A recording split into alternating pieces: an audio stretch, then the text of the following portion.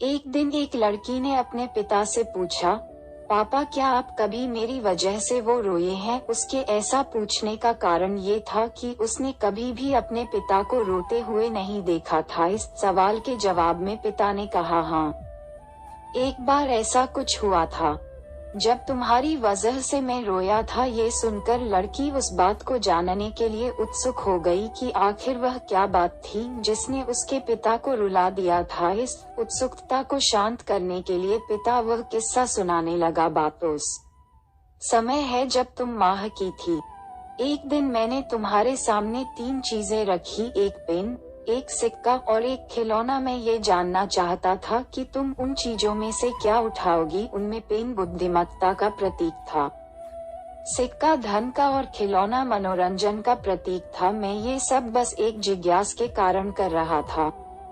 मेरे लिए ये जानना बहुत रोचक था कि मेरी बेटी के लिए आगे जाकर क्या सबसे अधिक मायने रखेगा। मैं तुम्हारे सामने बैठकर बेसब्री से तुम्हारे अगले कदम का इंतजार कर रहा था। मैंने देखा कि कुछ देर बैठकर तुम उन चीजों को देखती रही, फिर घुटने के बल पर चलते हुए उनकी ओर बढ़ी।